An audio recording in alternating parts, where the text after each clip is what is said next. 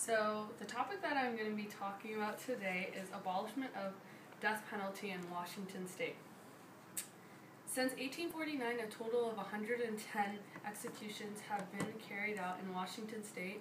The first hangings occurred on January 5th, 1849, when 2 Native Americans were hanged for murder. The death penalty was abolished in 1913 and then reinstated in 1919. The most executions that occurred in 1 year was in 1939, which was 5 executions. Washington State is amongst one of the lowest rates in using the death penalty as a punishment. Killing human life is morally wrong under all circumstances. The death penalty is cruel and an unusual punishment which is prohibited by the 8th Amendment of the U.S. Constitution. Also, a changed criminal can make morally valuable contribution to society. I'll give you all a chance to ask questions at the end. I'll start off with a few reasons of how the death penalty does not abide the 8th Amendment.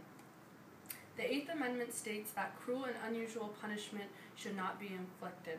The statement, an eye for an eye, it should not apply to the death of a being. If one life is taken, another should not be taken in return.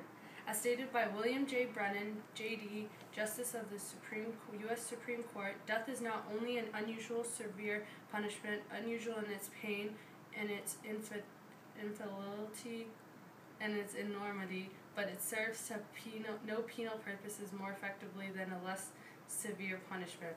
Other punishments should take the place of the death penalty that would abide by the 8th Amendment, such as life in prison. Personally, I feel better if one lived with the crime they committed while being locked away than death. According to Amnesty International in the death penalty Q&A section on its website, the death penalty is the ultimate denial of human rights. It is the premeditated and cold-blooded killing of a human being by the state in the name of justice. It violates the right of life as proclaimed, and in this Universal Declaration of Human Rights, it is the ultimate cruel and inhumane and degrading punishment. The death penalty clearly does not abide by the 8th Amendment. Also, I strongly believe that a criminal can change for the better and make a valuable contribution to society. If a criminal goes through rehabilitation and counseling, they should be released into society for a second chance, or if they don't deserve that second chance, then they should just spend the rest of their lives in prison. Also, prison could scare someone straight. Prison's also like a really scary place, and if the person is living with that guilt for the rest of their lives, and think about the pain that they caused that person's family, then that would be better than just like killing them instantly.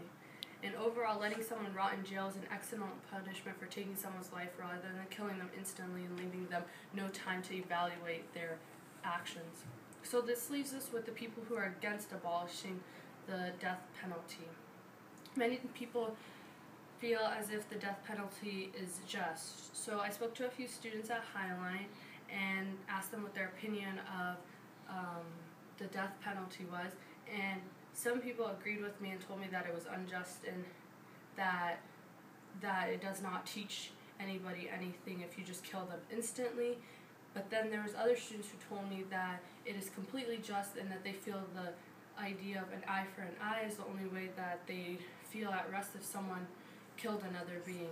I could see how executing the worst of the murderers sends a message to other murderers and warns them that the crime will not be tolerated, and if they do commit that crime, that they will be given the death penalty for it. But then you have to think about the people who are innocent and that are wrongly accused that they've done something wrong and still killed. So it would be sending them a false message that people were given the death penalty for being falsely accused, and it leaves us with what kind of message that would send. Also, no one benefits from an eye from an eye. In the end, 2 people will be dead, and that person in the beginning will not be alive, so nothing good came from that. The solution may not be agreed by the majority of the United States, But if we look at the problem deeply, we can solve it by creating another referendum like they did in 1976, stating that the death penalty does not give justice, and that capital murder should be punished by life without parole in prison. And if you guys could take a look at this handout, that Washington State is amongst one of the lowest rates of people killed. And so Washington State, ever since 1976, when the referendum was plotted, there was only 5 people who were killed since then, rather than the 393 people who were killed in Texas. So if we're not going to use the death penalty, what's the point of even having it? And also, yeah, it just shows that how extremely low it is. And from what I discussed today, does anyone have a question? Anyone? Yeah? Ask a question. Okay, why do you think, why do you think it is better for a person to go to prison instead of killing?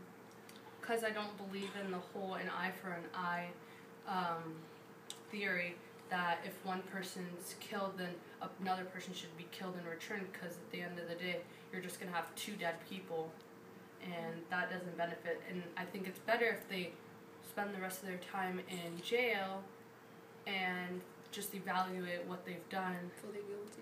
Yeah, and let them feel guilty about what they've done. And I think that person would put me at ease, rather than just like having that person dead in 10 minutes. That gives them no time to evaluate what they've done. Does anyone else have a question? Nope.